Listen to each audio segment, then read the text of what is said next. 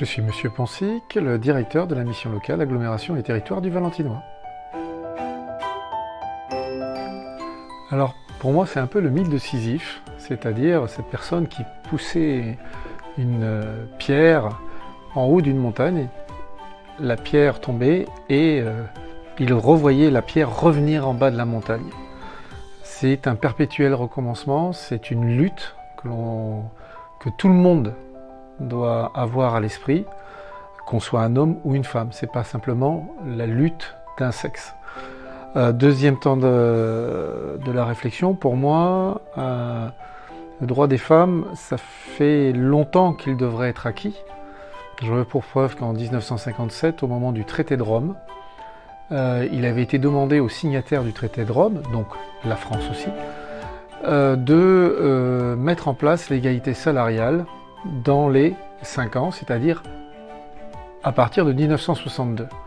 Nous sommes 61 ans après, et l'égalité salariale n'est pas foncièrement acquise dans tous les métiers ou dans toutes les disciplines.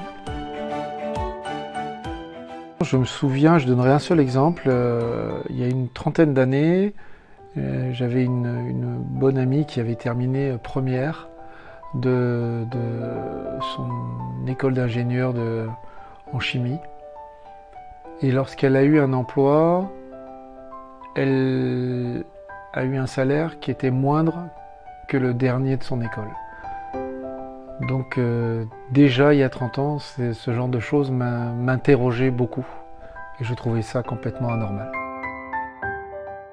Alors on a des stéréotypes en France et dans d'autres pays de l'Europe qui sont dus au Moyen-Âge, où on disait que la femme était plus portée sur la lecture, sur l'écriture ou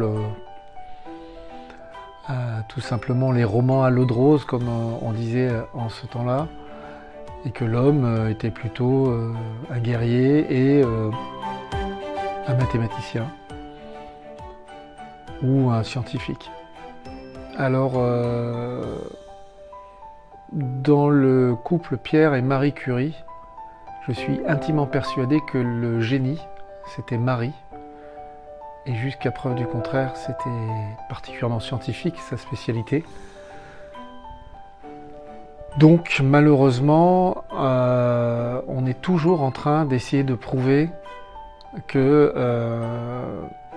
les femmes ont autant le droit que les autres, les hommes, c'est le terme, autant le droit que les hommes d'être dans des métiers qui soient scientifiques ou plutôt vers les lettres ou autres. Et malheureusement, c'est resté en France cette image qui nous vient du Moyen-Âge, que la femme ne serait pas faite pour la notion scientifique.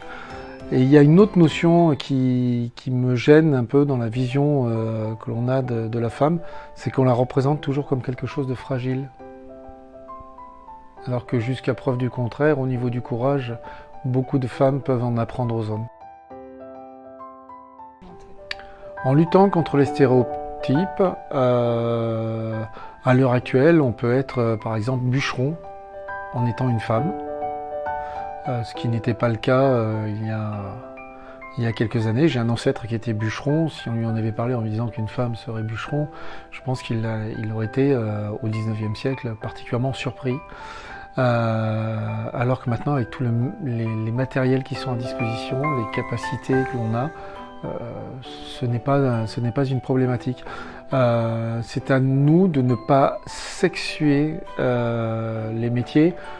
Il ne faut pas projeter une problématique sur les femmes. Je pense que c'est l'ensemble du corps social qui doit s'interroger et se dire pourquoi, si je pense à une personne qui va garder mes enfants ou s'occuper de mes enfants, je vois tout de suite une femme.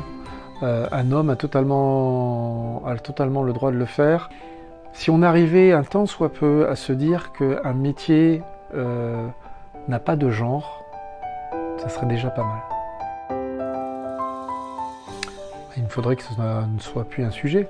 Il faudrait que, naturellement, ça rentre dans l'inconscient collectif, que le droit des femmes, c'est le droit de l'humanité tout entière, et qu'il n'y a pas à avoir un droit plus particulier pour les hommes ou un droit plus particulier pour les femmes. Tant qu'on sera obligé de se battre pour une égalité homme-femme, le sujet sera là. Alors dans mon entourage, supporter les hommes, oui, mais j'ai la chance d'avoir toujours vécu dans une famille où les femmes travaillaient. Et donc il y avait une forme d'émancipation qui est venue avec cela, et je parle depuis une centaine d'années. Donc ce n'est pas... Il n'y a pas eu de réels défis qui m'ont été verbalisés par les femmes qui m'entourent. La plus grande avancée, c'est qu'on ait pris conscience que tout le monde avait les mêmes droits. Ensuite, si on parlait dans les années 60, le fait qu'une femme ait la totale autonomie en France, elle puisse, et encore ce n'était pas le cas, mais qu'elle puisse faire des chèques toute seule et qu'elle ne demande pas l'autorisation à son père ou à son conjoint, le droit de vote bien sûr. Pour moi, il n'y a pas de date plus importante. C'est une suite logique d'actions qui permet au fur et à mesure de donner de plus en plus d'égalité et d'équité entre les sexes. Oui, parce que c'est une transmission. Si on ne célèbre plus, on retire le symbole à cette journée-là. Si on retire le symbole, il n'y a plus de transmission. En 2025, sur Terre, vous aurez 2 milliards de personnes qui seront nées depuis l'an 2000. Donc une grande propension de la population. Ils n'ont pas connu toutes ces batailles et toutes les actions qu'on a dû mener pour essayer, autant que faire se peut, de mettre une égalité ou une équité. Si on oublie de le rappeler, on risque de retourner sur des déserrements et de se tromper. Donc il faut toujours célébrer. La grande difficulté, alors je vois ça à l'aune de ma génération, la génération Y. Je sais qu'on est passé à la génération Alpha maintenant, mais c'est que dans ma génération, on a pris en compte la notion d'égalité. Mais en même temps, on a un petit peu oublié dans notre raisonnement, je parle pour les hommes, qu'on devait s'associer aussi à la vie de famille. Je donnerai un exemple qui n'est pas de moi, que j'ai entendu aujourd'hui, où une humoriste parlait justement de l'égalité homme-femme. Et elle disait, oui, en fait, les hommes, ils veulent bien aller faire les courses. Mais avant de faire les courses, ils nous demandent, mais je dois acheter quoi? Qu'est-ce que je dois faire?